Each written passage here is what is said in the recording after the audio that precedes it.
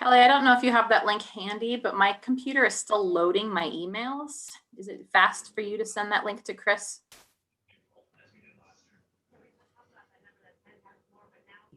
I don't know why my computer is so bogged down.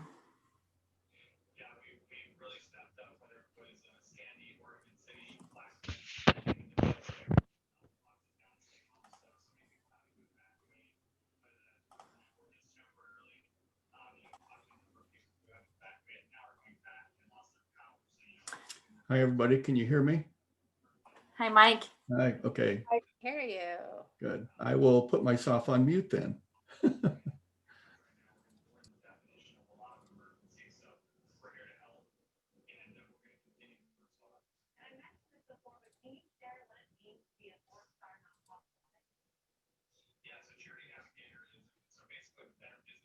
And commissioners, it does look like Jeremy Thompson from the Oregon Department of Fish and Wildlife has joined us tonight. So he will be available to answer any specific questions you have when it comes to time for questions.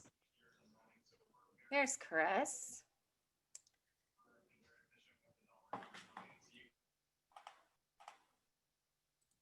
Hi, Chris.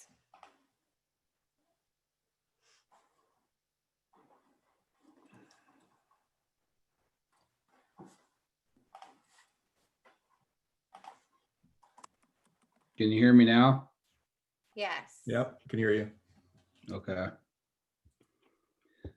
Sorry, I couldn't find the registration link. I was reading through the stuff and I didn't have it.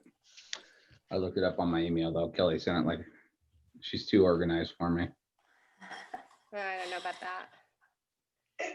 You do have, Chris, you do have the email with the script and all of the information you need. Do you need me to resend Need that? a script today? Good, look at you. See, you're more organized than you thought. I just couldn't, I thought it was on the script, it was on the last script and then I screwed up. So, are we redoing comments again? Well, we're not redoing comments, but yeah, we are having comments. Because I noticed some of the commenters commented last time as well. Legally, we have to allow them to comment again, as long as it's new information. So I did Okay. verify that with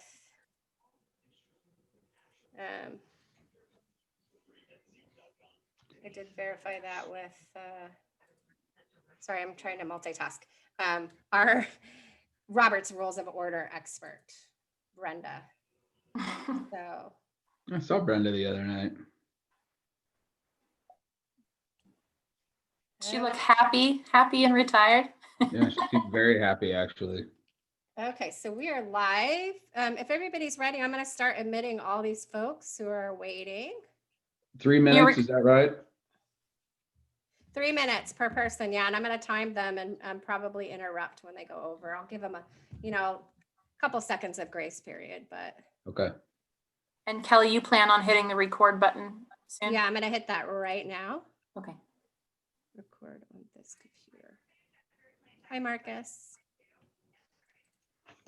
It looks like Joy Vaughn is also going to be joining us. She's from Oregon Department of Fish and Wildlife at the state.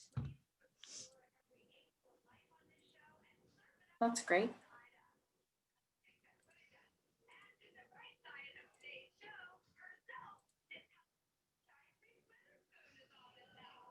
Somebody has a lot of background noise going on, like a radio. I think it might be Vicky. Okay, I'll have him turn the TV down. Larry, you gotta turn the TV down. You could hit the mute button too, Vic. Well, I did, but then my system is so sensitive. I gotta, there, did it go away? Yes, thank you, Vicky. Yeah. Okay.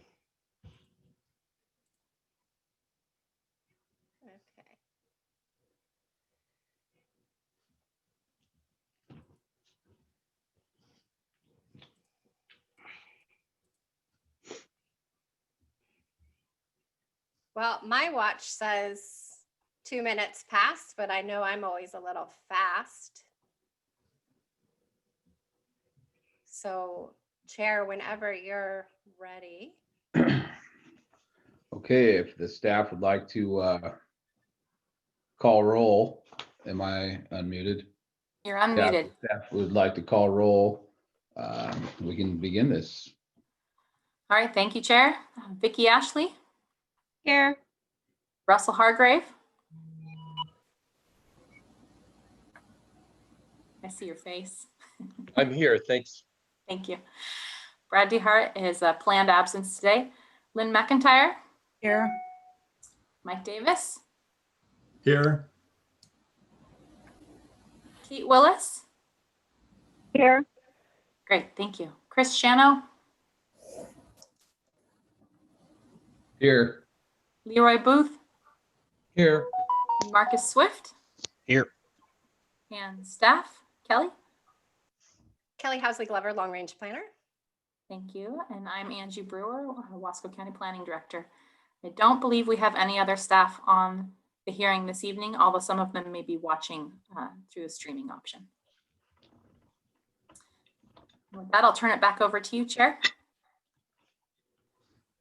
Okay, first order would be if we have a missing voting member, which would be Commissioner DeHart, we can put the first alternate in, which I believe is Commissioner Booth, Leroy Booth, right?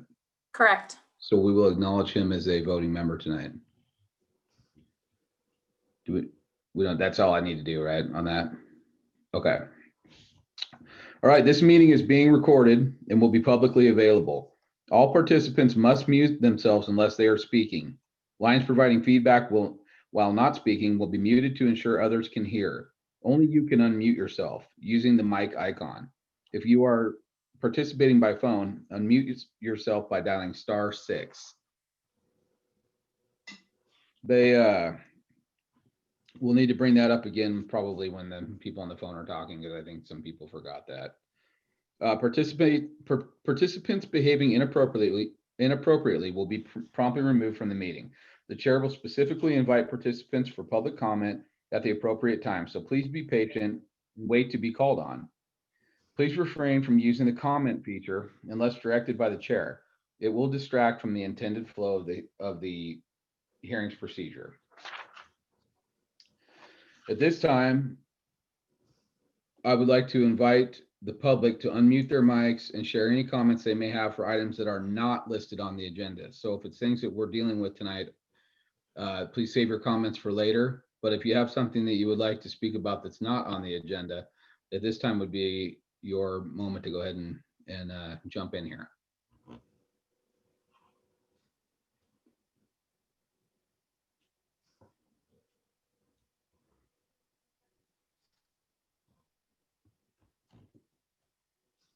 Okay, this time we're going to open the hearing. This hearing is a continuance from September 1st. In the interest of clarity, we will separate the hearings into two sections. One, ordinance 20-001, and one for ordinance 20-004. We will begin with the Planning Commission's consideration of the land use application file 921-18-000221, a periodic review work task 18, 921-19-00126, a post-acknowledgement plan amendment to revise goals 4 and 8. These files are related to ordinance 20-001. The procedure I'd like to follow tonight is first I'd like the planning department staff to present their report. We'll provide an opportunity for the public to testify, and then the hearing is scheduled for 2 hours. We have an additional hearing to conduct within this time. We will try to conclude both hearings by 5 p.m. Testimony will be limited to 3 minutes. Staff will time each comment period and mute when the 3 minutes have expired. For the rules of evidence, the rules of evidence are as follows. No person shall present irrelevant, immaterial, or unduly repetitious testimony or evidence. If you have submitted written comments, please do not restate it in oral testimony unless you have further information to add. If you testified on September 15th, if you testified on September 1st, I believe that should say, you will be asked to only to testify on new information. Please don't restate your testimony from the first. Evidence received shall be of a quality that reasonable persons rely upon in the conduct of their daily affairs. Testimony and evidence must be directed towards the criteria applicable to the subject hearing. Failure to raise an issue accompanied by statements or evidence sufficient to afford the commission and parties an opportunity to respond to the issue precludes further appeal based on that issue. At this point, we'd like to disclose in the interest of ex parte contact. Does any commission member wish to disqualify themselves for any personal or financial interest in this matter?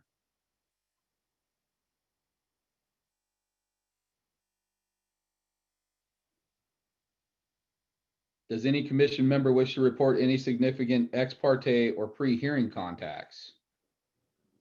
I had contact with several members of Juniper Flat. They have contacted me in regards to the recreational overlay. But I have no interest. I have no land ownings or anything over there.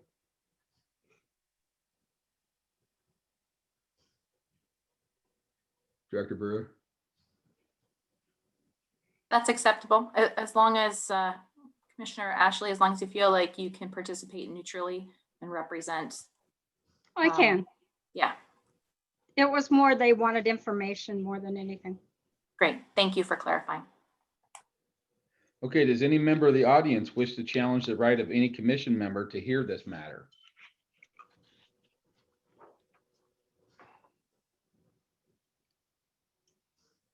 And if you're on the phone, *6 will unmute you at this point.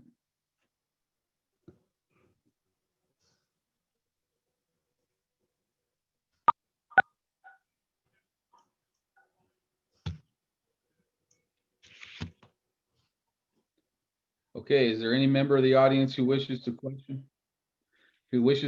the jurisdiction of this body to act on the behalf of Wasco County in this matter?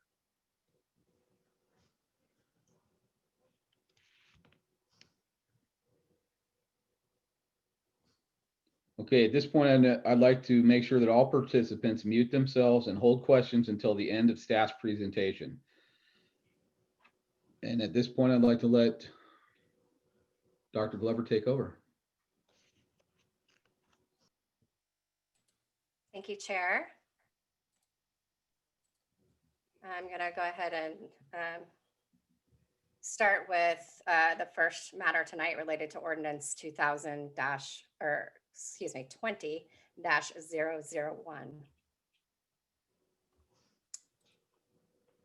Let's see.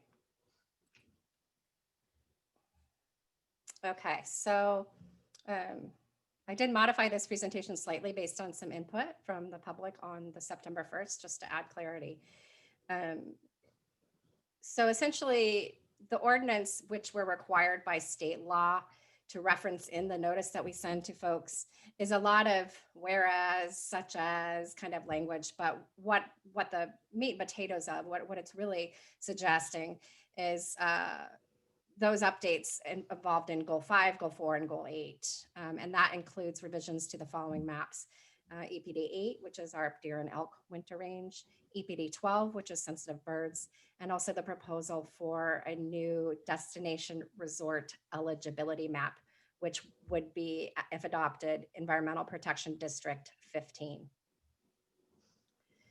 I'm going to start with work task 18. This was the last work task we had as part of our periodic review work plan approved by the Department of Land Conservation and Development. And specifically during the visioning phase of Wasco County 2040, so back in 2017 and 2018, when we sought public comment and also comment from our partner agencies and organizations, ODF and W notified the Wasco County Planning Department at that time that our sensitive wildlife maps were no longer current with the maps that they actually use to advise. And there's a trigger related to Goal 5 in state law that suggests when we enter a periodic review, if ODF and W tells us the maps need to be updated, then that triggers this process. In conjunction with those new maps, we've made some recommendations for some new policies. And we are also recommending to eliminate any sort of stopgap for folks when this is enacted and when we can get to the Ludo update. We're actually being aggressive to update the land use and development ordinance language related to EPD with this update. As I mentioned, this is a requirement of the process that we've chosen to update our comprehensive plan. So it's a periodic review triggers this update. As I mentioned, these maps are based on maps that ODF and W already uses to advise on development issues in Wasco County. And specifically with conditional use permits, it's resulted in some significant delays and confusion with applications being processed, particularly with alternative or commercial energy facilities. And so the goal of this is really to streamline the existing permitting process and make sure that it's very transparent what maps and information ODF and W relies on when making decisions about sensitive wildlife. Up here's a copy of all the Oregon administrative rules. So those are the rules that are enacted to direct agencies and also local jurisdictions to enact the revised statutes essentially. And all of the ones that are related to land use are in Oregon Administrative Rule 660. Goal 5 is specifically in Division 23. And there are a couple of different triggers in there that not only define what we have to do, but how we have to do and when we have to do it. So we followed based on advisement from the Department of Land Conservation and Development and in conjunction with ODF and W, we followed to the letter of the law what was required of us. So as I mentioned, ODF and W updated their maps, I believe in 2012. And I have on this screen a snapshot of what they use. It's a compass tool that has all of their sensitive information for animals in the state of Oregon. And basically this demonstrates that what we're really trying to do again is make our maps consistent with the maps that ODF and W uses. So that does include the expansion of EPD 8 into South County, Deep South County, and also parts of northeastern Wasco County.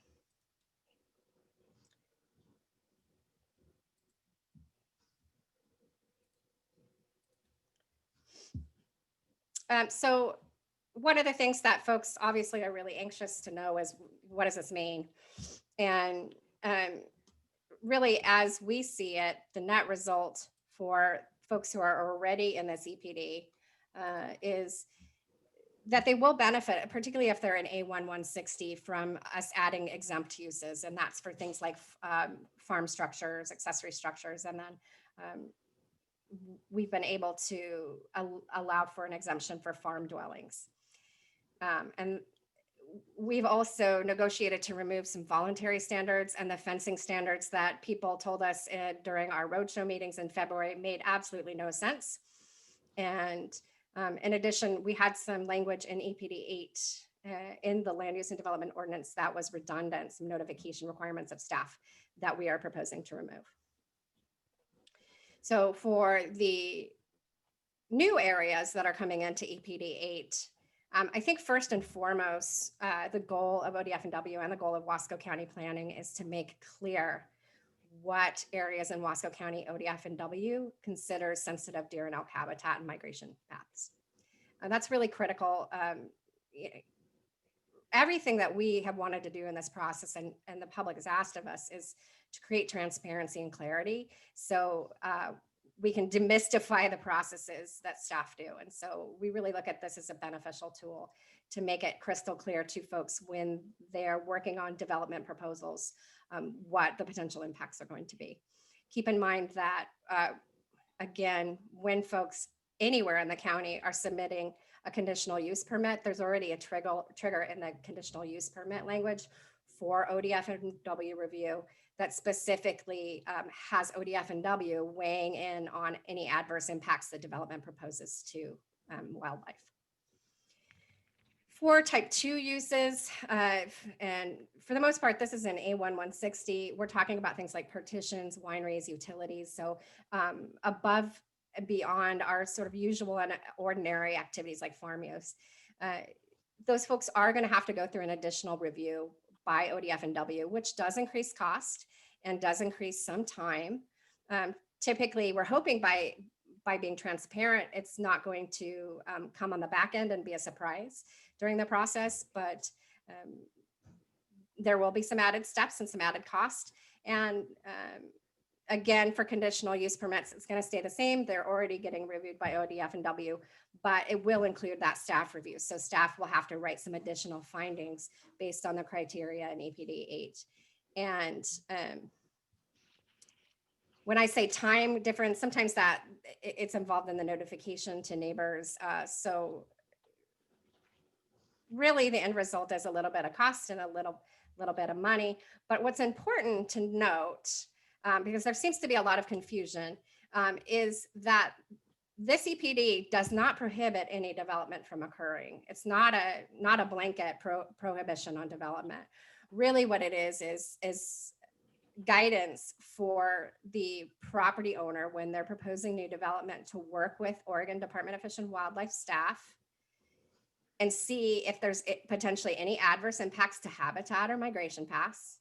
And if ODF and W says, yeah, that location's not really going to be beneficial for where the deer or elk go, then they work with mitigation. So it may be moving the site. Other examples of what we've seen happen is if somebody has some oak on their property, ODF and W may say, hey, it'd be great if we could maybe preserve some of that oak. So those are the kinds of mitigation measures we're talking about with this EPD. As I mentioned, staff, one of the reasons this costs some additional money is because staff has to make additional findings, and all of our findings are based on facts submitted with the application and then analysis that staff does. So it does require a little bit of extra time, but generally our current planning staff is excellent and kind of knocks it out of the park in terms of timelines comparatively with other counties. So we're not anticipating a huge additional chunk of time. It may be an extra week to up to a month. EPD 12 is the sensitive bird overlay, and that map is confidential because it's based on nesting sites, and ODF and W requires that we keep it confidential until the time of proposed development when we're able to show that information directly to property owners. It's important to note that any property owners who are impacted, either being added to this EPD or removed, were sent a special and unique notice letting them know if they were either coming in or out of this EPD, and they had the opportunity to contact staff and have a conversation. And I have had some conversations with folks about that. This is also based on new data, mostly, as far as I understand, as a result of commercial energy facility projects, wind farms, where they had to do extensive studying of say, raptor habitat, for instance, and identified some new nesting sites. And originally, we had adopted the CPD in 2005. So I think it's common sense to understand that birds change their habitat. And so we're a little bit overdue with this map.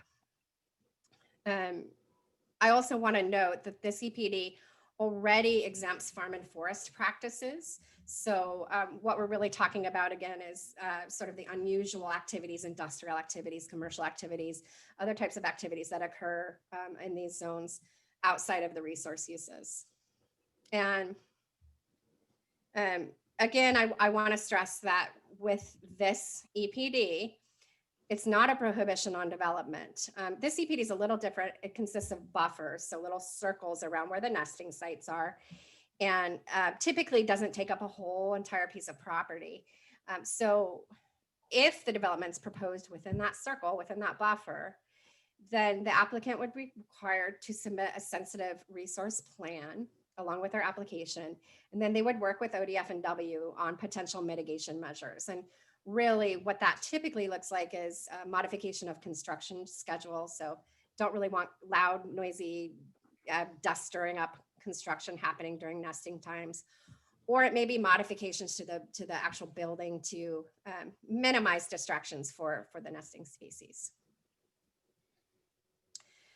As I mentioned with EPD 8, we're being aggressive in updating the land use and development ordinance in conjunction to make sure that there's no unintended consequences of this update. And during the process, during our roadshow meetings, we got a lot of input from the public that we were able to plug into the EC analysis. That's the economic, social, environmental, and energy analysis, to really provide us the ability to make some calls about exemptions. And so, as I mentioned, anything permitted outright in the zone, so that's uses without review, and that includes farm use, so farming is exempt. With A1160, we've proposed to exempt type 1 uses. So that's where we see things like agricultural structures, like a barn or some other kind of like a pump house or other agricultural structures. And we also heard pretty loud and clear from farmers that they didn't really feel farm dwellings or accessory farm dwellings or relative farm dwellings were impactful. And we were able to support that in the AC analysis to also offer an exemption for those things. So again, really what we're looking at in A1160, first of all, this is a boon for A1160 folks who have previously been in this EPD. But I do want to stress again that really what ODF and W is most concerned about are those unusual kind of activities that happen in our landscape. So that would be things like rezones, large commercial scale energy projects, utility projects, commercial activities that aren't in conjunction with agriculture. So those are the kinds of the things that they're concerned about. As I mentioned, we removed some confusing language. We had this section on permitted and conditional uses. We removed the fencing standards that the public felt didn't make any sense. We have added, based on the public request, some recommendations for fencing around deer and elk, and that is in our Solution Center's webpage on the planning homepage. And we also removed some of the voluntary areas.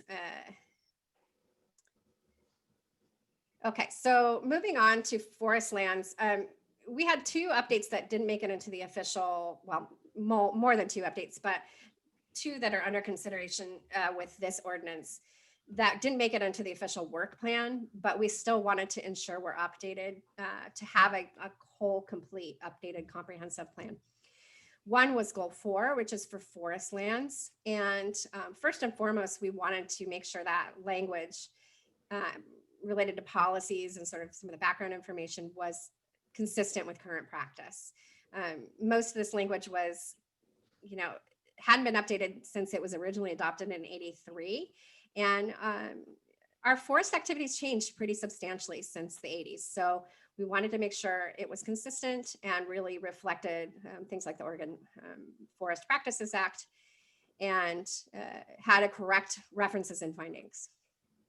We also, as planning commissioners know, have done some extensive work with wildfire and over the last several years in Wasco County. Senior planner Will Smith was able to obtain a grant to do the community planning assistance for wildfire several years ago that did a comprehensive study and analysis of Wasco County and what our wildfire risk is, and then made some recommendations specifically for the comprehensive plan update, which we've gone ahead and included. And Will is also kicking off the community wildfire protection plan update. So that's a separate standalone document that talks about strategies for really creating defensible spaces and safe places given our wildfire risk. And really what we've tried to do with the comp plan is not only make our language consistent with those recommendations and strategies, but also offload some of the hard work so that folks are being sure to check in with those documents, which our natural hazards plans tend to be updated on a more regular schedule. I did want to flag that I was notified by a member of the public that we had a Scrivener's error, and policy 4 was repeated from policy 5 and policy 4 were basically the same. That was it was a error made when we were formatting, and these policies were pre-existing. We're not proposing any substantive changes. As such, we just switched them back, but we wanted to flag that for the Planning Commission and also for members of the public that we're reverting policy 5 to the original. And we hope that's going to make the implementation strategies under policy 5 a little bit more clear, because those ones are related to some prohibitions we have in template test and other things related to the transition land studies that happened in the 1990s. So finally, goal 8 for statewide land use planning goals is recreation. And really what we heard from the public was a lot of concern about conflicts that arise, particularly on roadways in Wasco County between tourists and visitors and commercial agriculture. And it's really talking about bicycles being on the roadways during harvest and how that really creates a dangerous situation for everybody, including folks on combines, moving the combine across from field to field. And then also some tourists, visitors, they don't really know much about rural Oregon. And so they park their car or use the bathroom right on somebody's field, and farmers they're very frustrated by that. So while most of our major transportation routes are multimodal, we can't prohibit bicycle activity. What we have made a promise to do is continue to support partner organizations and other folks with really raising awareness for everybody when events are going to occur. And then for tourists to know what the risks are involved with harvest and really offer them some solutions as far as parking goes and as far as bathrooms go. In addition, with recreation, we have some outreach and other notifications and coordinations that we wanted to make transparent. And then finally, this department has been circling the drain on the destination resort issue for over almost 2 decades. And it's because we do have significant interest in developing a destination resort in Wasco County. Typically, the calls are related to areas within the National Scenic Area where it is prohibited. But it results in staff having to spend a pretty significant time doing analysis every time on where in Wasco County would be eligible. And that detracts from them doing a lot of other important things. So what we're recommending is that we adopt this eligibility map. And basically all it is a tool to say, hey, if you're interested in destination resort development, these are the only places in Wasco County that you can do it. And I think it's important to stress that the eligibility is based on very specific criteria prescribed by state law. It's nothing we have a lot of flexibility with. But what we do have flexibility with is when we get into rulemaking in terms of actually adopting this into the land use and development ordinance, which we're proposing to do in 2021 and 2022. So concerns with fire, water, all that sort of good stuff, we're going to be able to address by writing some specific criteria and regulations that will really set the bar even higher than it already is in state law for folks to actually develop a destination resort. I think it's also important to mention that we did hear a significant amount from farmers in the South County wanting more opportunities for development. And so we really tried to throw everything in the kitchen sink as far as what's allowed by state law for economic development purposes. So this map, for those who haven't tuned in since March, when we had the first citizen advisory group meeting on this. This map is a little different based on citizen input. We removed 2 places, one on Ty Ridge and one up in Petersburg. The residents and property owners were very vocal that they did not want to see that. So we did remove them. And what we have left is essentially some areas around Pine Grove and Walters Corner, Juniper Flat area, and then Big Muddy, so Washington Family Ranch, which is already essentially a youth camp. But were it to be converted at some point, they would have the opportunity for destination resort. So I already kind of covered this. Again, I want to stress that all this map does is show where we could permit these. It's not a tacit approval. It's not a land use decision. But it does give farmers an opportunity to potentially do something different with their land. We also have the ability to modify this map as things change. And as I mentioned, it doesn't waive any permitting processes. So anybody wanting to actually develop a destination resort has to go through a pretty lengthy process. And the state law requirements are steep. They involve millions of dollars of infrastructure investments and investments in housing. So it's not anything we're predicting we're likely to see anytime soon, but it is something that we have the opportunity to think a little bit more critically about during the Ludo update.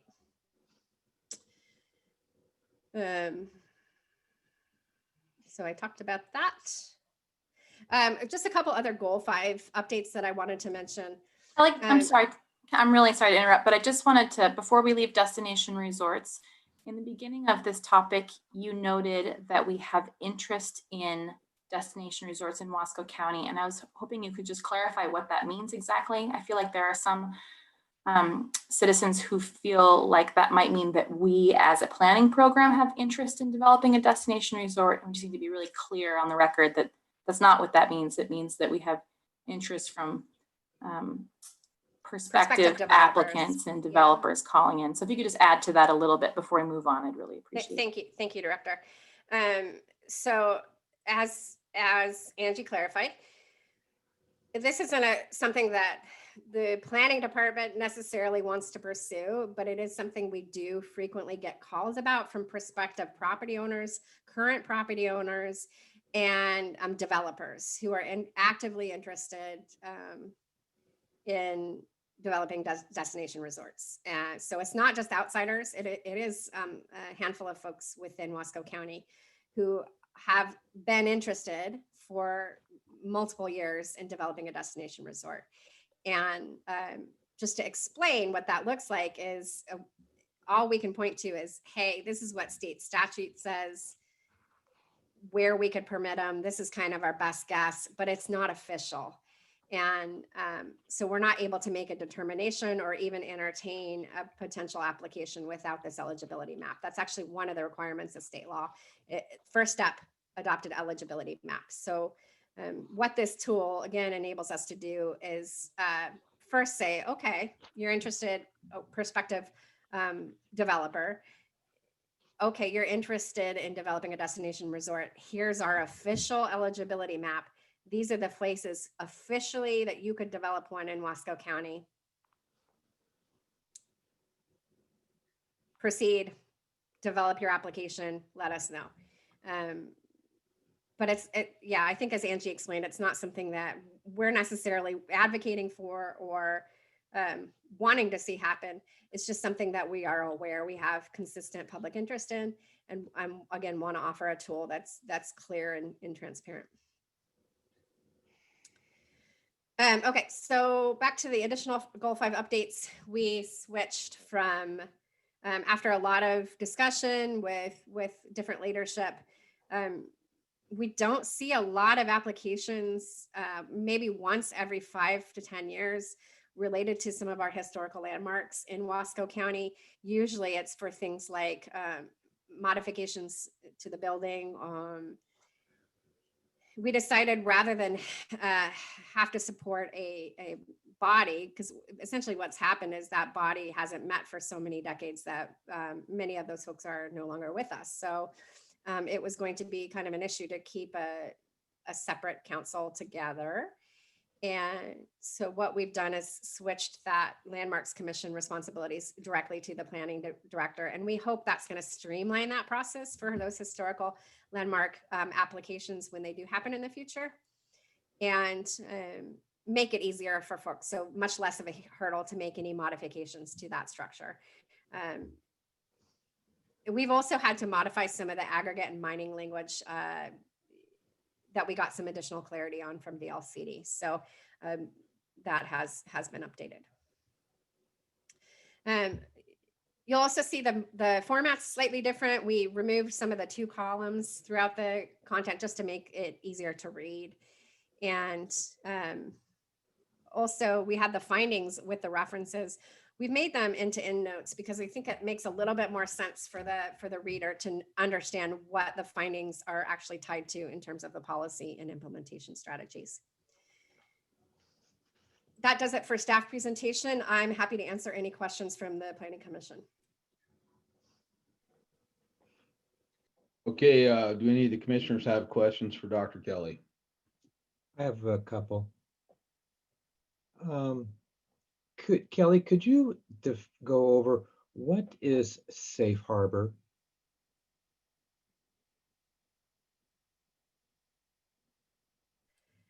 So there are two essential ways, according to the Oregon Administrative Rules 660 Division 23, that we can develop protections for any of the resources listed under Goal 5. And that's a nice big laundry list. There's a safe harbor method, and there's a specific inventory method. Based on our consultations with DLCD and ODF&W, we did the safe harbor method, and that's basically ODF&W tells us, I want to give a specific example because it varies from resource to resource, but ODF&W gave us their inventory, so their maps, their information about where the protected animal species are, and we adopted that because we said, you're the trusted experts. We don't have the expertise in terms of biology or wildlife. So then that kicks us over from having to do a specific 1-by-1 inventory to just trusting the data that ODF&W presented. And it's not a function of us even getting the option of choosing safe harbor or doing a direct inventory. The Oregon Administrative Rules is pretty particular, and there's, I think, 4 or 5 triggers that say, okay, if you hit one of these triggers, then you're required to use the safe harbor method. And that's all much more eloquently and specifically detailed in a staff report, but that's sort of the 50-second version. So we are using the safe harbor method in the sense we're trusting ODFW. That is correct. Okay. The other question I have is dealing with ODFW. Do we know what information they have that they're defining the wildlife area migration paths? And do we know what their update frequencies are? We do have 2 representatives of Oregon Department of Fish and Wildlife on the call. I'd invite them to answer that question directly. We can start with Mr. Thompson. Yeah, hi, this is Jeremy Thompson, Oregon Fish and Wildlife. So the map that we have presented through our data is kind of a conglomeration of survey data that is conducted annually by our agency for this map at the local level, as well as an effort that took place throughout the Western states and fish and wildlife agencies to better define what constitutes winter range. And kind of in a nutshell, what that definition is it's an area that's used frequently by wildlife in the winter months, so December 1 to April 1.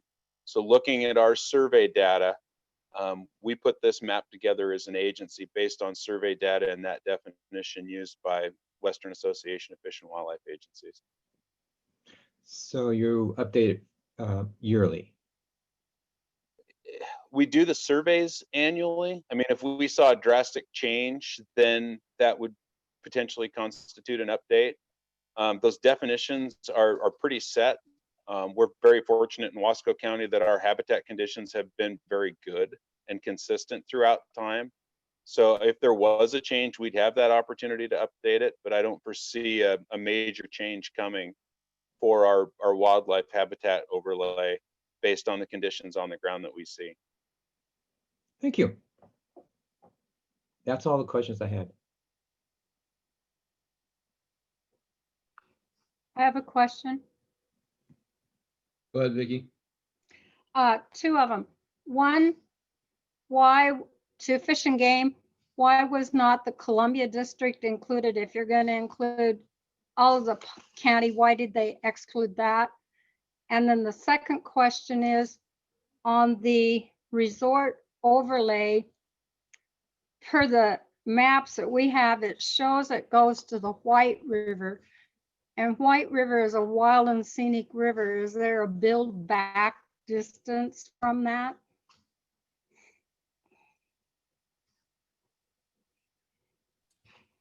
So I can speak to that Columbia District exclusion in the map. That's actually an area that we've identified as a deer de-emphasis area, specifically because of, you know, it's intense agriculture in that zone, with it being almost entirely, you know, production wheat fields through that area. That was removed years ago from our inventory of important wildlife areas. So that fell out of that definition. And I'd probably have to kick it back to Kelly or Angie for the resort map question. Right, sorry, yeah, thank you, Jeremy. So with the wildlife area, we have a couple other triggers that would what you're asking about, I think, is setbacks. If it falls within right next to the river, they'd be subject to those standards within EPD 7, which are the wild and scenic and Oregon scenic waterways, and also natural areas. So they'd have some constraints. It would automatically bump it up to a conditional use permit.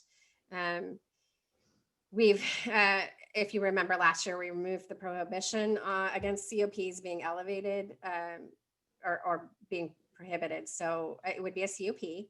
And then we obviously have other setbacks within the general code for riparian areas, for floodplains. So typically you'd be looking at 100 to a 200 foot distance from the riparian area. Okay. Any other commissioners have questions?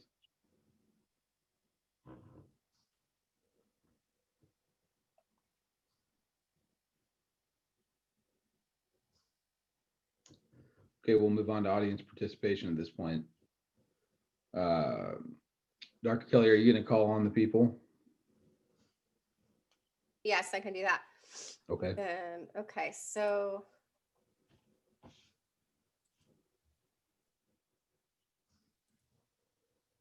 I'm going to read out the first three people so that they can be prepared. The first person is Nicole, the second is Britt, and the third is Kristen. Yeah, we've only got one Kristen signed up. So Nicole, Britt, and then Kristen. And just a reminder, before you speak, if you can state your name and your address for the record, that's how we are able to mail you the decision. And a reminder that *6 unmutes you if you're on the phone.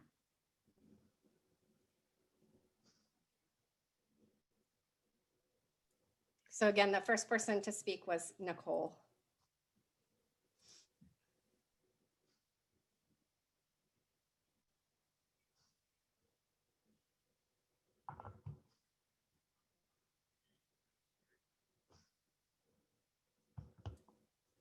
Okay, Chair, I'm not hearing from Nicole. We can go ahead and move on to Britt Storkson.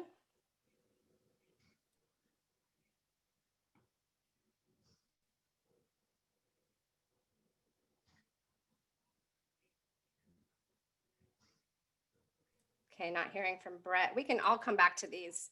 The third person on the list is Kristen Curran. Yes, thank you. I'm Kristen Kern, and I do not have any comments at this time. Thank you. Okay, so the next person on the list is Tom Peters. Tom Peters, if you can just state your name and address for the record.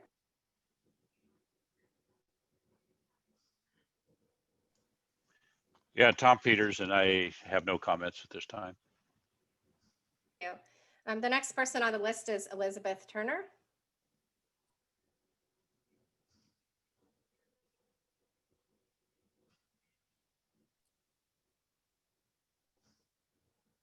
Ms. Turner? Okay, I've got two more names on the list. I gotta check my updated list, but I've got John Pearson and then Sheila Dooley. Mr. Pearson?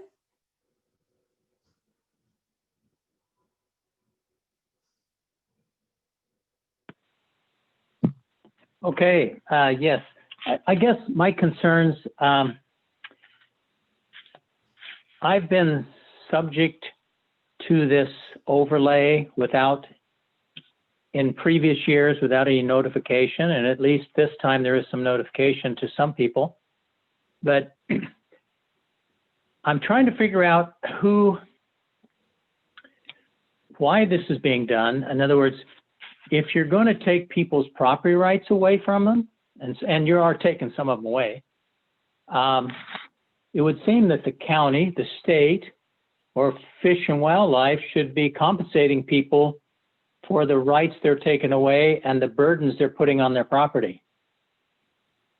I mean, it's a taking without compensation. Okay,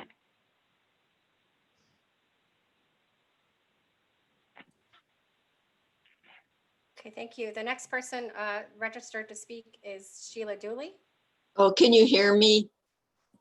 Yeah, we can hear you, Sheila. Okay, great. Yeah, I just had a few comments. I know I talked last time, so I want to keep it short, but let's see, as of Friday, there were only 3,000 firefighters total fighting all of the wildfires burning in Oregon, although this number has increased since then. In comparison, there were 800 fighting the Mosier Creek fire. So I think we were really lucky the Mosier Creek fire had happened when it did, or think about how much worse it would have been if it was happening now, with only local, probably firefighters to fight it. The wildland urban interface is burning across Oregon and continues to get drier each year. The frequency and severity of fires are increasing. There are currently 35 fires in Oregon as of today. We have a unique and valuable pine oak habitat in Wasco County that's only found in a narrow band in Oregon. Many species rely on it. Forest land has habitat value for big game. Both of these have been compromised by development and recent fires. One result is increased human-animal conflict. An example is a person in the area who moved into bear habitat and now wants to kill a bear because it got into his trash can. So in closing, I urge you to please adopt the comprehensive plan as proposed with the wildfire provisions added to Gold 4 and not adopt new provisions that would increase the risk of fire. Thank you. So I need to give my address, 3300 Venzel Road, Mosier. Thanks. Thank you, Sheila. Okay, so I've got three other people that are signed up. Jill Barker, Shayla Olson, and John Gill. Jill Barker.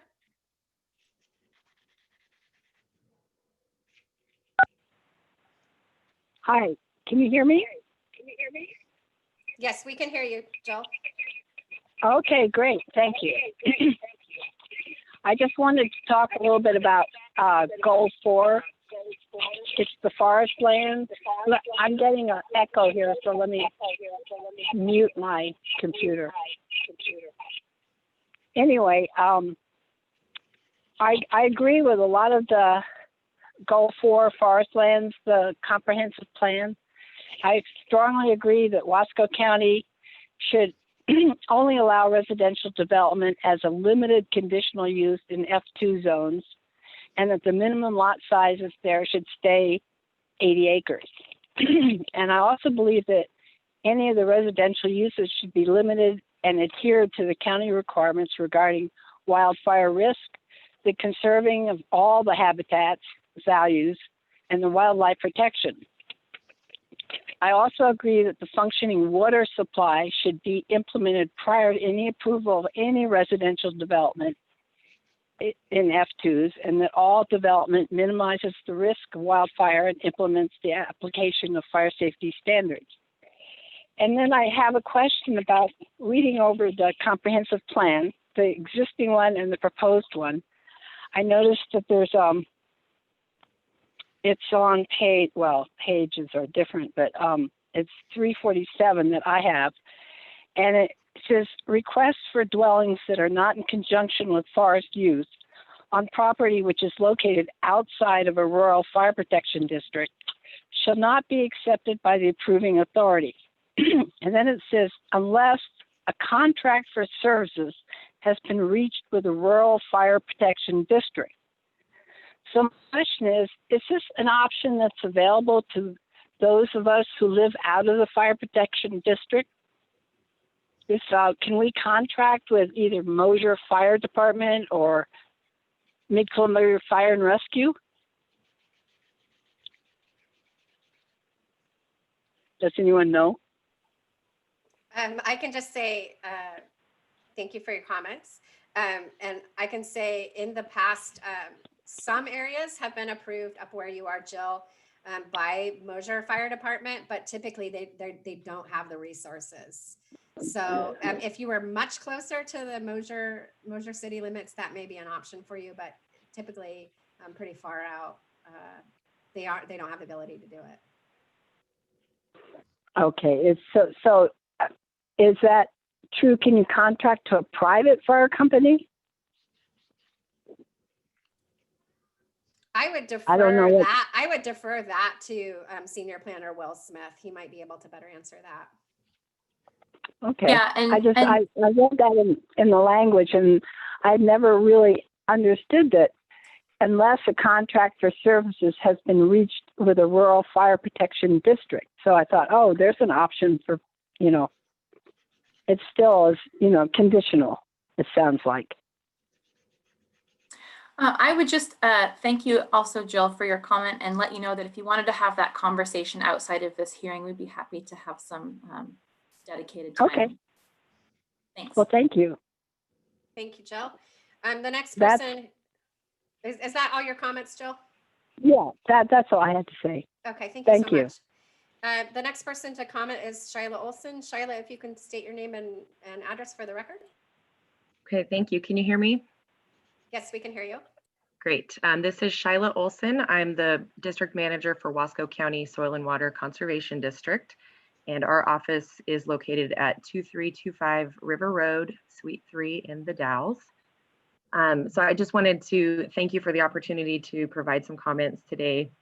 The purpose of the Soil and Water Conservation District is to assist and promote voluntary natural resource conservation and enhancement on ag and forest lands throughout Wasco County. And so I'm just really glad to see that you're working with ODFW on streamlining the existing permitting processes for most properties, uses and activities. And I appreciate that Angie reached out to the district to be involved and provide comment today. So again, I think it's very positive that you're exempting certain farm and forestry uses, which do not conflict with resource protections. And I just hope that this includes our conservation best management practices. I saw those BMPs called out in the definitions, but I didn't see them specifically called out throughout the rest of the document. But basically our BMPs are tried and true conservation practices that benefit soil and water quality, enhance and protect wildlife habitat, and promote fire and fuels management on farm and forest land. And so I just really hope that going forward that we can work together to include voluntary conservation, restoration, and enhancement projects by supporting these BMPs as some of those exempted uses or perhaps an expedited process. And so I just look forward to continuing to be involved in the rulemaking process going forward as we work to update the land use LUDO going forward. And so again, just thank you for your time, and I really am excited to be a part of this process. Much, Shyla. So the last person I have registered is John Gill. Good afternoon. My name is John Gill, and my address is 85327 South Junction Road. You have my mailing address that I filled out on the form online, which is probably where you should send any of the documents or email. I was just concerned a little bit about the EPD 8 and the wildlife zone. My property was not covered. I think it was in that zone, but it wasn't covered in the ODF&W map, which I believe now requires siting within 300 feet of a pre-existing road to 1992. Is that correct? Is that what the new language is going to say? Can you clarify your question? I'm sorry.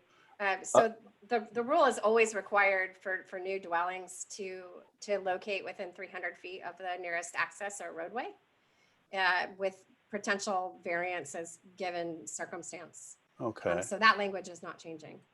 That's not changed, but I don't think I was in the wildlife overlay prior to this update to the plan.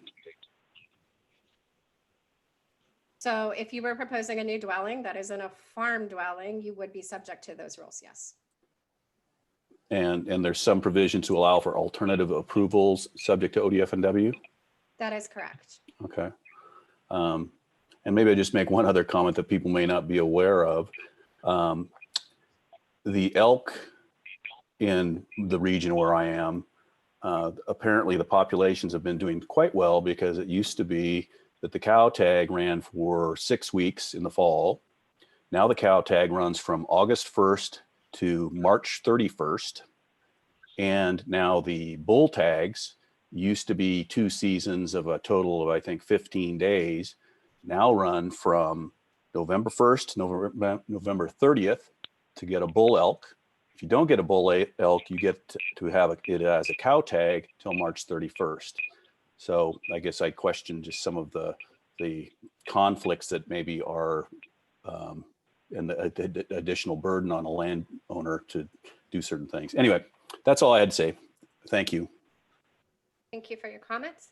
I can run through this list of people who didn't respond again. Nicole, are you on the call? Dr. Kelly, Yes. I'd like to make sure that we keep this to the, making comments pertinent to the hearing, not a question and answer section for everybody. Anything that needs to be, you guys can field questions at the office if people have questions that need to be answered like that. Thank you, Chair. So we will no longer answer specific questions. I'm happy to do that outside the hearing, though. Nicole, are you available for comment? Okay. Kristen?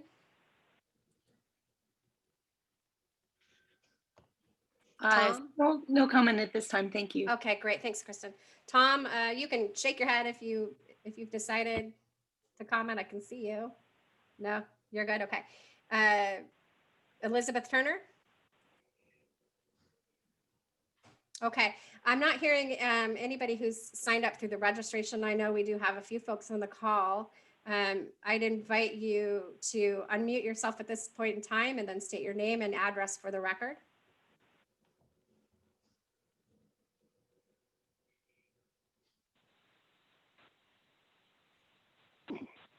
Hello, this is Lanny Mateer, and I'm at Antelope. This is really a long, confusing set of rules and regulation. It looks to me like you're putting together. And I was wondering if you could make and I'm not going to ask you the question because I know you're not going to answer it, but I would like for you to make a 2-page synopsis that would show all the changes you're making, one column of what it was, another column of how it's going to change, what it's going to change to, and another column as to how it's going to affect us. And that way, I know it'll help the property owners, and I'm certain it has to help the county commissioners, because I don't know how many pages you have in all this paperwork that you've put together, but I'd say there's probably almost a ream of paper we'd have to go through, and it's kind of complicated. One other column that should be on there is the specific law requiring any change, if the law does require the change. If it doesn't require the change, tell us that. Because just because it says, it appears that there might be a law, doesn't mean there really is a law. There might be a law that you have to review, but there wouldn't necessarily be a law as to what you have to review or how you have to review it. So if you could fix a synopsis for us and the county commissioners, I believe we'd all appreciate it. Thank you. Do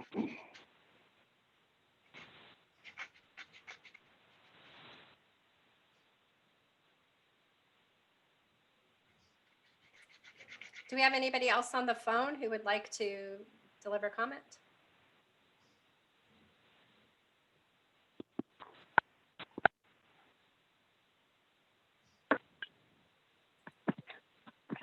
Dr. Kelly? Yes. Kathleen Cantrell, due for Oregon. I came on late and I just wanted clarification. Is this still a continuation of a evidentiary hearing for the Planning Commission?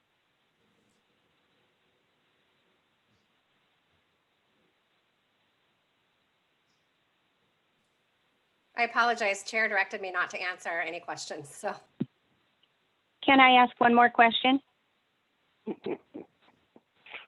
It appears that I did some research on the meaning of an evidentiary hearing, and it is specifically for the purpose of gathering testimony. And it appears that you are limiting testimony, and I am putting every commissioner on our planning commission in a position to be aware of what's happening in your meeting today.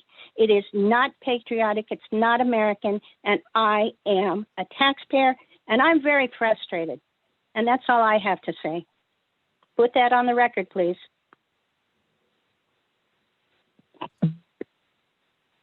thank you. Is there anybody else on the phone that would like to give comment?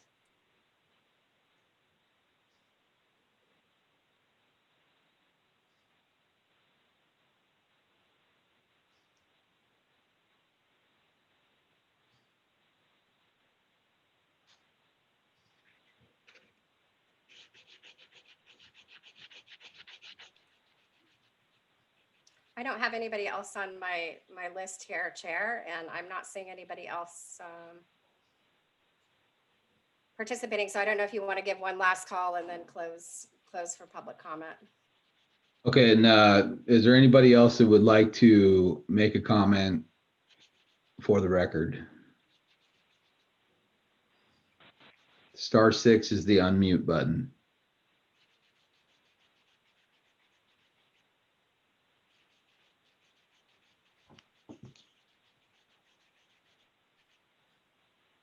Okay, does the commission have any questions for any of the commenters? Will we go there next? Does any of the commissioners have any questions for the commenters?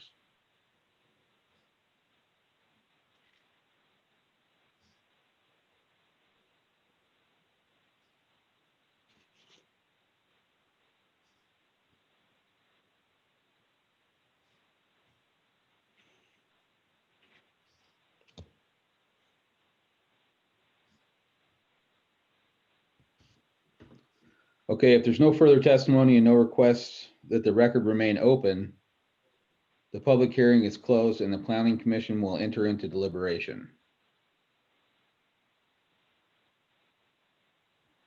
Do any of the commissioners have anything they'd like to ask or talk about?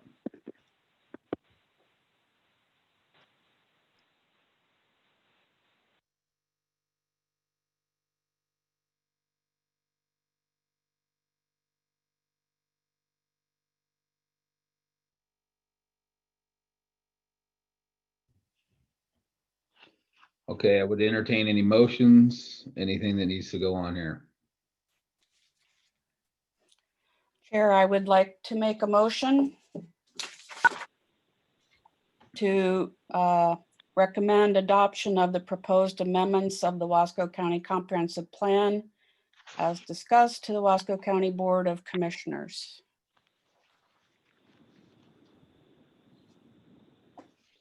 Okay, Commissioner McIntyre has. Oh, go ahead. I'm trying. Yeah, I have some discussion on the proposed recreation. Point of order. I think Well, we I need, can't get in. we need a second. I have a question. I have a Who- question. Is that Leroy? Yes, I have a question on the motion. Let's, Do I need to ask the hang on a question? second. A point of order, we need a second before we can go into a discussion. So Yeah. therefore, I would like to second what Lynn just said so we can bring it to a discussion. Okay, the motion is to adopt it as, can you say it again, Lynn? Now I'm confused because everybody's went.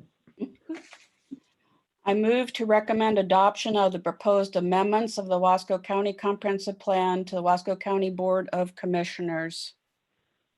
And I would like to second that. Okay, Commissioner McIntyre has moved to adopt the proposed amendment of the comprehensive plan to the Board of Commissioners, and Commissioner Davis has seconded. Now we can open it up for discussion. Vicky, I think you were first. Yes, I would like to have the recreation overlay map removed from this due to the number of phone calls I have received from people on the flat. It would affect highly profitable farmland, and I just don't think it's appropriate for the location. Okay, so is anybody, Commissioner Booth, would you like to make a comment? On the motion, could we please define what the motion is? We say on amendments, but we haven't specified what the amendments are. Amendments related to the resolution. It's Which resolution? We have two of them. Leroy, the presentation that we've just gone through is recommending amendments. And so what Lynn has said is to make a recommendation that we take those amendments forward to the Board of Commissioners. Yes, but it's directly related to one of the The comp plan. yeah, but it's not the entire thing. We went over, there's two of them to go through. We only went through one, from my understanding. If I may, Commissioners, it's specifically relevant to ordinance 20-001. Thank you. That's what I wanted. So, as far as Vicky's point goes, Kelly, the adoption of the ODFW map is not anything other than basically the ODFW map, as far as I understand it, is already what we have to use in order to approve any of the housing or anything like that. It's just that our map is different than theirs. And so if they go through and the ODFW decides that they want to stand up, then this is essentially putting both maps as the same, as opposed to us having one and ODFW having another, right? That's correct, but I think, Chair, she was referencing the destination resort eligibility map. Yes. Oh, I thought she was talking about the ODFW map. No, I believe she was talking No. about the destination resort eligibility map. Okay. So question on that. Go ahead. Sorry. So question on the destination resort map, isn't there some law or some reason why we have to adopt, or to make life easier, at least when people come in, if we have a zone that shows destination resorts, if somebody can meet all of the requirements, be that water, fire, all the other stuff that they're going to have to meet in order to do it, it at least gives somebody a starting plan so that the staff doesn't have to go through on every one and say, look, we'll have to run down all the work and try to figure out all the locations for it. Correct. It's basically It's creating. just a tool. It's just an illustrative tool to show where we would be able to permit them. It doesn't mean we will permit them. Doesn't mean we want to permit them. It just means where in Wasco County would be eligible. Now, if I understand it correctly, the destination resort map, one of the criteria for that is that it's not on high value farmland, correct? That is correct. It also Okay. can't be within EPD 8. So can't be anywhere where there's sensitive wildlife. And then it has some additional criteria that's prescribed by state law. Okay, so does the area in Juniper Flats fall into that criteria? Seems to be the question. If that No, is it the does case, not. The map was developed using that specific state requirements, the criteria, to illustrate where in Wasco County we would be able to permit them. And that those areas that are on the proposed map are the only places in Wasco County we'd be able to permit them given the state criteria. So they're not high value farmland. They're not They within are the high UDA. value. I'm hearing But that just to be clear, the definition of high value in terms of state law, which is soil based. Commissioners, I'd just like to remind you that you've modified this map once before because we heard loudly from the community that there actually was productive farmland and there was a significant fire risk and concern about water. So certainly if you're hearing strongly or feeling strongly about similarly to those kinds of concerns for the areas that are shown on the draft map in front of you, there are options for your consideration there. There is some flexibility. Like Kelly has said, this is an optional efficiency tool for us. We're not advocating that any destination resorts go anywhere in the county. We simply spend time running down these questions for people that call in with questions about what they can do on their property or what a property might be capable of if they're a prospective buyer. This map will just reduce our research time. That research time takes away from issuing faster permits from residents who have rather simple projects. So it's optional. We can modify from what we hear from the landowners. And if you have concerns, this is the perfect time to discuss them. May I add something?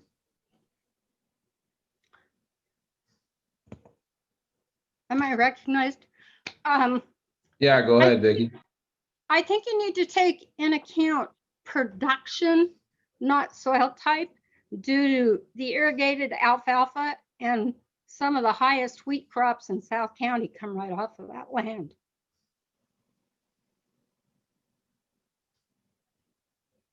I don't think that's our decision to make on what qualifies as high value cropland, is it? Dr. Kelly, I think that's already determined by. No, that's determined by state law. If I can just add, may I just add a couple of comments?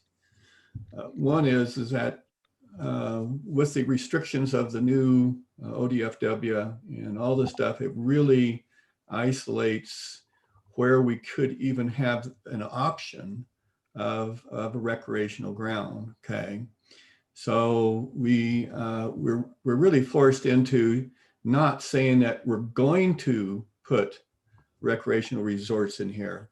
It's the only places that really that you've come up with that we could, if it follows the real stringent laws in regards to how you go about doing it. So, and yes, we do not designate soil types or qualify for what's good ground or not. That's state. We're forced to accept that. So at this point in time, I see us just moving forward like it is and having it there so that I don't think we should take it totally off of the table.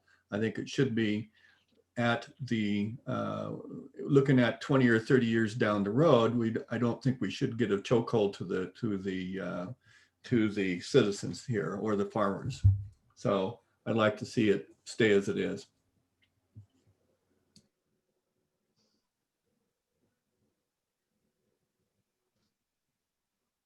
Is there any other discussion about the motion we have on the table? will we be modifying it to address the 20-001? Just so we're clear as to what we're making the motion on. Yeah, it's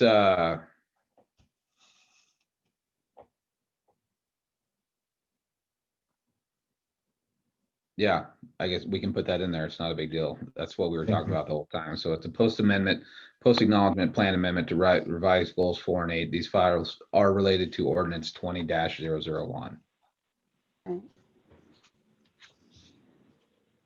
Do we want to make another motion on that, or is that good enough? I don't think we need to make another motion. That's just clarification. Okay, is there any other comments on, or questions or discussion before we move to a vote? So are we voting on both of them at one time? No, we're voting on the post-acknowledgement plan amendment to revise goals 4 and 8. These files are related to ordinance 20.001. And to be clear, Chair, also work task 18, which is goal 5, and the sensitive wildlife maps related to goal. Right, sorry. And sorry, also EPD 8 for the land use and development ordinance.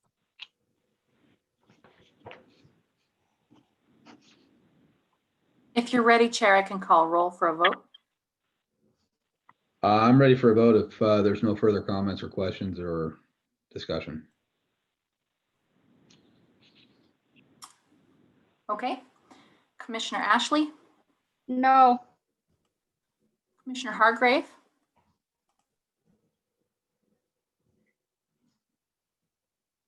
Yes. Commissioner McIntyre, Yes. Commissioner Davis, Yes. Commissioner Willis. Can you hear me? Yes. Hello? We can hear You you, can Kate. hear me. Okay, I was trying to comment and I was muted. I couldn't get in during the comment period. Yes. Commissioner Shano, Yes. Commissioner Booth. Yes. The motion passes. Okay.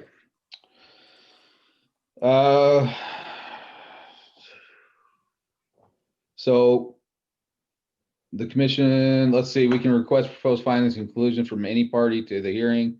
And the decision. This is a decision of the planning commission on ordinance 20-001. The ordinance will be heard October 7th and October 21st by the Wasco County Board of Commission. We have voted to adopt the proposed amendments to the comprehensive plan to the Board of Commissioners at this time. So I'd like to take about an 8-minute break. Everybody take a break and then we'll hustle back and keep going.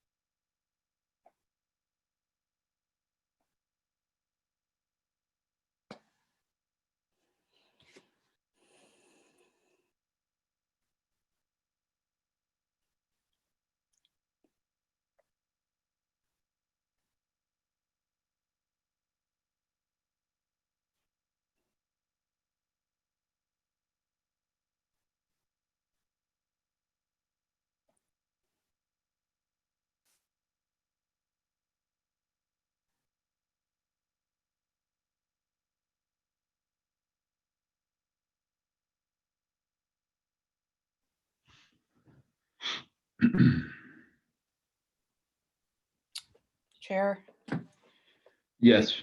we forgot to do the minutes, so we'll have to circle back to that at the end. Okay. For September 1st. Yes. Okay.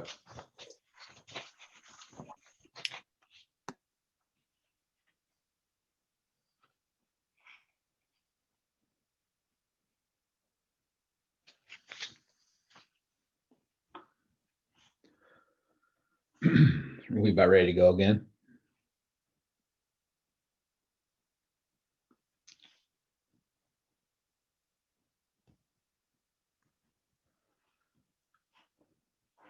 Okay, I'm going to start it up. Are you guys ready? Okay. So at this time, I'd like to open the second hearing. The public hearing is now open for the purpose of the Planning Commission's consideration of land use application file 921-120-0000072, a post acknowledgement plan amendment to revise the plan revisions process and goal exception chapters, and adopt a new introduction to Wasco County 2040. This is related to ordinance 20-004. The procedure I'd like to follow tonight is the planning department staff will present their report, provide an opportunity for the public to testify. The hearing is scheduled for 2 hours. This one is scheduled for, the overall hearing scheduled for 2 hours. This is the second half of it. We will try to conclude both hearings by 5 p.m. Testimony will be limited to 3 minutes. Staff will time each comment period and mute when 3 minutes have expired. The rules of evidence are as follows. No person shall present irrelevant, immaterial, or unduly repetitious testimony or evidence. If you have submitted written comments, please do not restate it in oral testimony unless you have further information to add. If you testified on September 1st, you will be asked only to testify on new information. Evidence received shall be of a quality that reasonable persons rely upon in the conduct of their daily affairs. Testimony and evidence must be directed towards the criteria applicable to the subject hearing. Failure to raise an issue accompanied by statements or evidence sufficient to afford the commission and parties an opportunity to respond to the issue precludes further appeal based on that issue. Does any commission member wish to disqualify themselves for any personal or financial interest in this matter?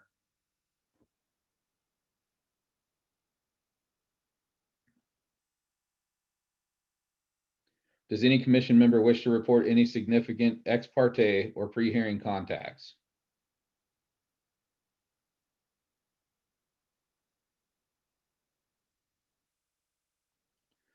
Does any member of the audience wish to challenge the right of any commission member to hear this matter?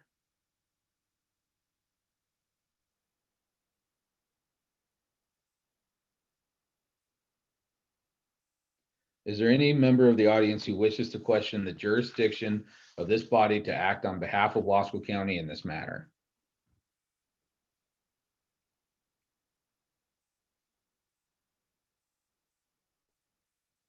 At this time, I'm going to ask all the participants to mute themselves and hold questions until the end of the staff's presentation. At this point, Dr. Kelly, please begin your presentation.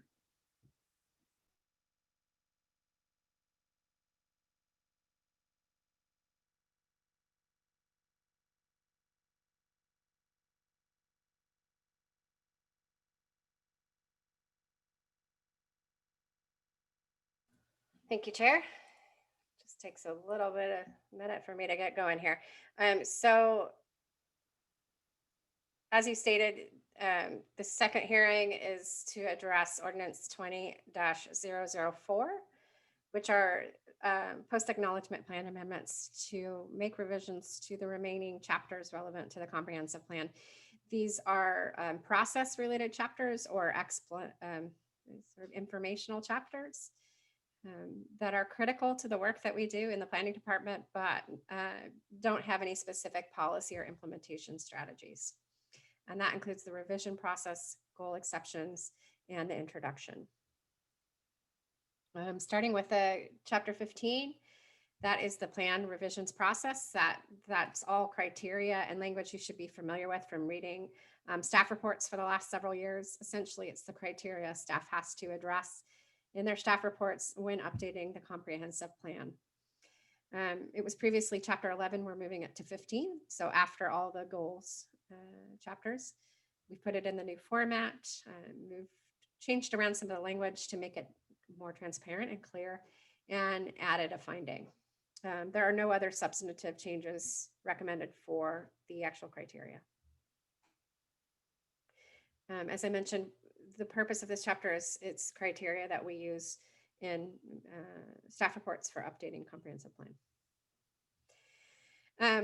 The chapter 16 is another one of those chapters that was in the comp plan. We're moving it towards the end. I wanted to really briefly talk about what a goal exception is because I realize that's a little jargony. So rural planning out in the counties in Oregon mainly consists of resource lands. So that's farm and forest. In some jurisdictions, they also have mineral resource zones. Anytime somebody wants to take something out of resource use, they have to prove up that they qualify what's called an exception to one of the goals. So goal 3 is agricultural lands. Goal 4, as we talked about earlier this evening, is forest lands. And they have to be able to meet some certain criteria to basically rezone. So this is a unique component of the Oregon statewide land use system and why rezones are not very common in rural areas in Oregon. We had, when we wrote the comp plan originally in 1983, we had a list of areas that were identified as what we call a committed lands exception. So it means the staff at the time, based on the analysis that they conducted, didn't think these lands should be zoned for farm or forest. And that's because either they were developed subdivisions, committed to industrial use, commercial use, and therefore really didn't have the potential to revert to farm or forest. One of the critical things that we did with this update is in 1983, obviously the scenic area wasn't a scenic area. It was, we called it the gorge overlay. And we had specific criteria according to Wasco County to protect those resources. Obviously the Columbia River Gorge National Scenic Act was adopted following our comprehensive plan update.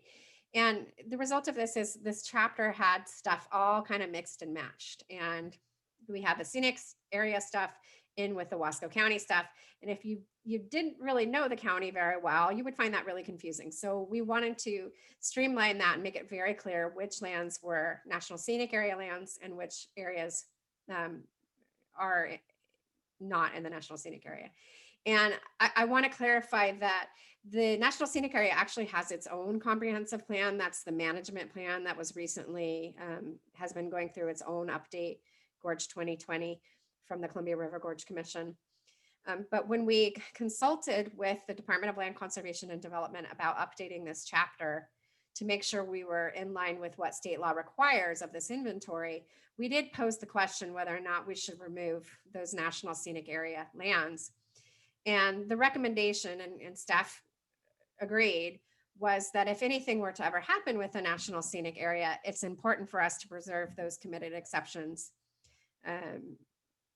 in case the National Scenic Area were to go away, so that they wouldn't automatically revert to a resource lands. They'd still be able to maintain the same use. This chapter involved kind of an extensive revision of the information presented and the way it was done. And one of those things was to make consistent mapping. And this is an example of that. We just tried to use similar colors, updated parcel information, because obviously it's over several decades, some of the parcels have changed. Tax lots went through a major revision in the history of Wasco County. So a lot of the tax lots were old tax lots, so it would be difficult for somebody doing research to to figure out where they are now. So we updated those. Included the past and the current zoning for informational purposes, the date and the method of approval, and that's a requirement by state law, and then a brief description why the exception was essentially granted. And I just want to go back here. The purpose again of this chapter really serves as an inventory for all those rezones or goal exceptions that we've approved in Wasco County.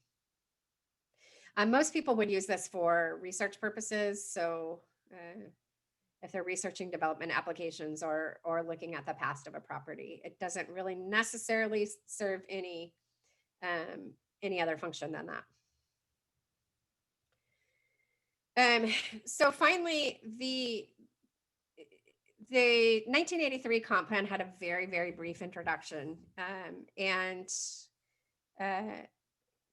one of our main goals, and one of the things we promised the Land Conservation and Development Commission, is that we would utilize this process to really help provide counties good information about how to do a comprehensive plan update. That's really been our goal, is first and foremost to make this process transparent, to increase citizen participation, and really put our ear to the ground and listen to what the citizens are recommending. And part of that is providing a framework by which they're able to understand the documentation and the rules that we use in making land use decisions. So the introduction chapter is very large.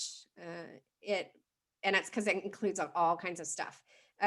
We thought it was important to memorialize some of the history of planning in Wasco County. We've been doing planning formally since the 1950s, and had obviously a lot of changes with state law and the adoption of the National Scenic Area. But we've included a lot of that information for members of the public and also planners of the future, so that they don't have to reinvent the wheel in doing that research. We've provided the legal framework, so it's very clear the rules that govern what is in a comprehensive plan and what the requirements are.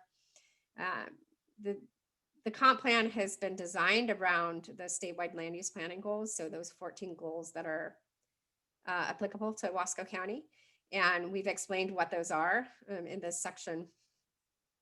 Included what the components of a comprehensive plan are, how to use it, so sort of a how-to section.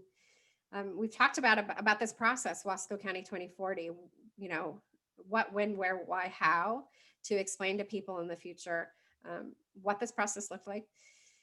We've also included, if future map updates or inventory updates are needed, what the rules are that pertain to Wasco County.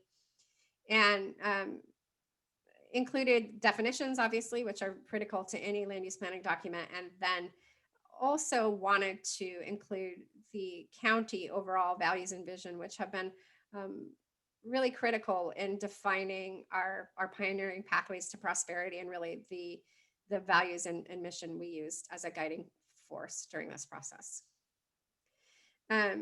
So that chapter is almost entirely new, but again, really informational in purposes. The only exception would be, it does list some of the inventories. We've adopted maps by reference because we use the geographic information systems as our official comprehensive plan and official zoning map, rather than paper maps, as we were wont to do in 1983. And that concludes my presentation. I'm happy to answer any questions that the Planning Commission may have at this time.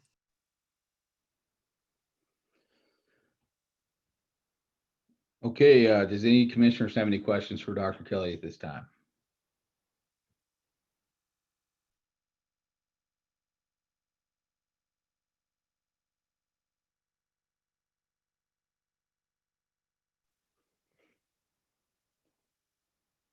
Okay, if not, Dr. Kelly, do you have a list of people who registered to comment for this section?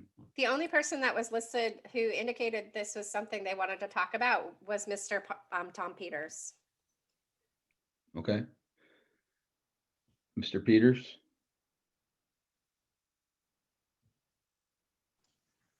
Get my screen working here. I have no comment on it right now. Okay.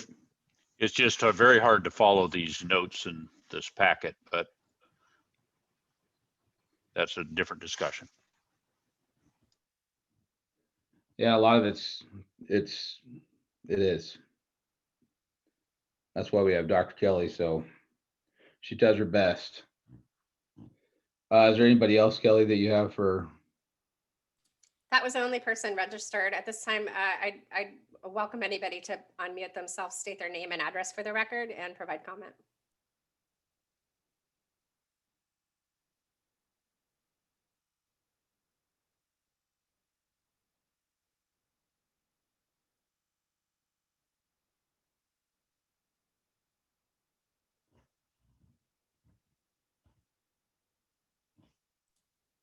Okay, Chair, I'm not seeing anybody.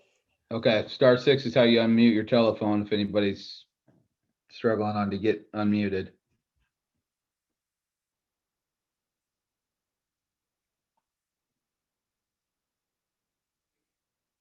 Okay. There's no further testimony, and no request that the record remain open. The public hearing is closed and the planning commission will enter into deliberation. Do any of the commissioners have any deliberation on,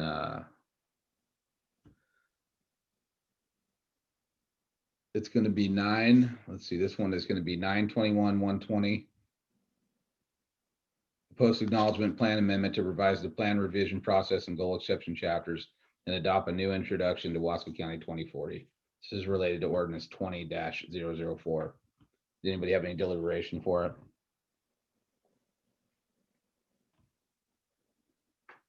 If not, I'd entertain a motion. I'd like to make a motion that we adopt the documents as you stated in reference to 20-004. I I'd like to second it. Okay, Commissioner Booth motion that we adopt the documents for 921-120-00072, the post acknowledgement plan amendment to revise the plan revision process and goal exception chapters, and adopt a new introduction to Wasco County 2040. This is related to ordinance 20-004. Commissioner Ashley seconded the motion. I'd like to open it up for discussion.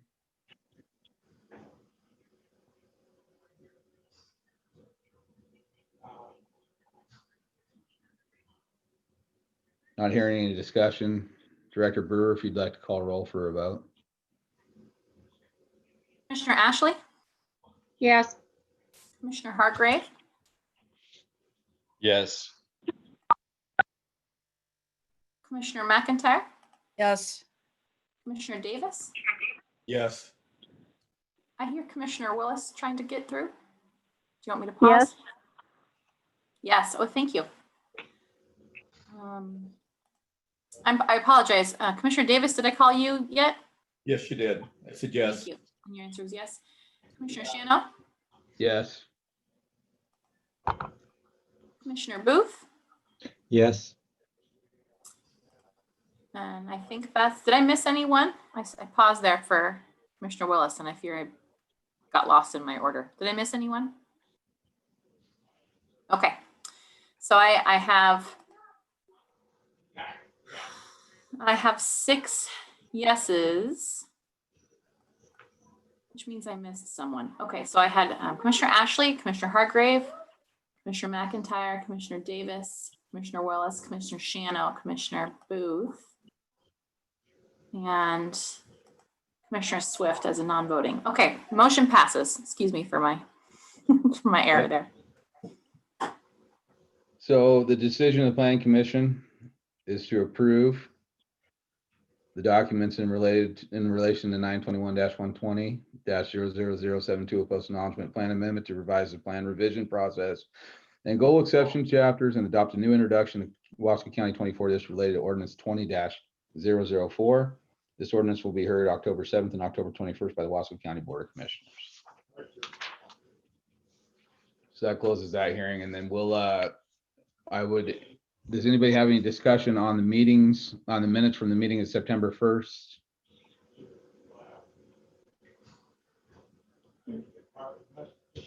I would call for I a move that vote we approve them. or a motion, sorry. Sorry, Vicky, go ahead. I just move that we approve them as submitted. And I second. Second it. Okay, Commissioner Ashley moves that we approve the minutes as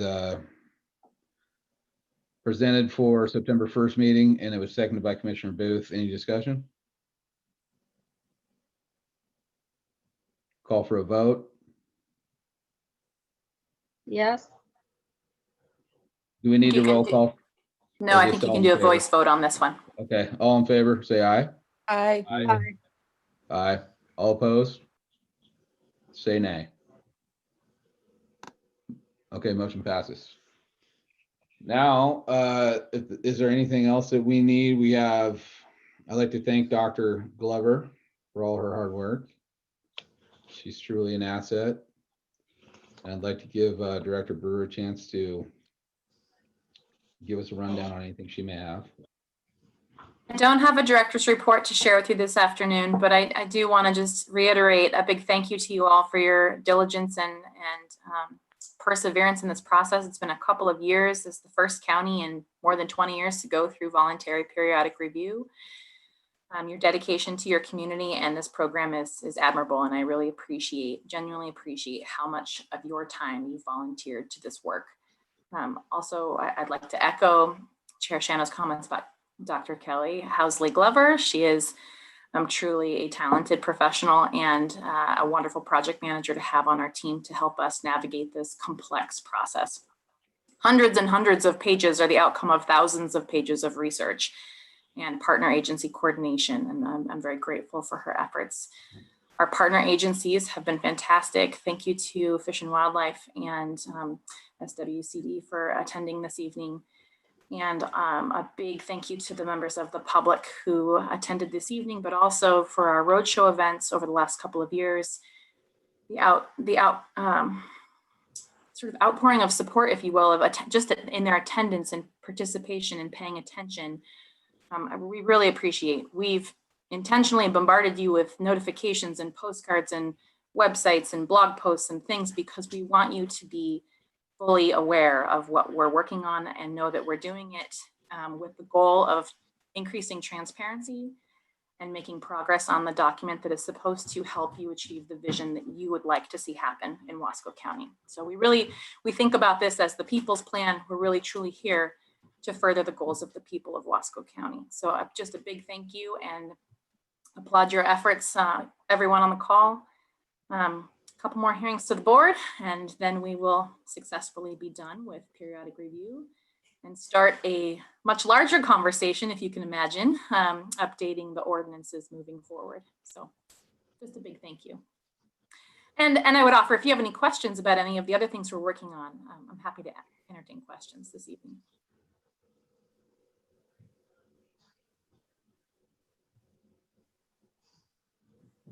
That makes it easy. I just don't feel like you're that popular today, Director Brewer, so. I can appreciate that. I certainly appreciate that. We do have a meeting in October, right, though? We have a hearing in October for a scenic area ordinance appeal. And excuse me, I'm losing my feed. And we will be reconvening you all in November, specifically to talk about ordinance updates. Okay. Okay. Yeah, so just to continue what she was saying, our meeting in November will be a joint CAG PC session, and we're going to just talk a little bit about the ludoscope for 2021, 2022. And that we encourage the public to attend that. Well, thanks to the staff for all the hard work. You guys just been great. Definitely. Thank you, commissioners. At this time, I'd entertain a motion to close. I would move to close the meeting. I move that we. Okay, Commissioner McIntyre moves to close. Commissioner Ashley seconds. Any discussion? All in favor, say aye. Aye. Aye. Opposed, say nay. All right, thanks, guys. I appreciate everything you do, Dr. Kelly. Oh, thank you. Thank you, everybody. I appreciate it. Thank you. Have a great evening. You too.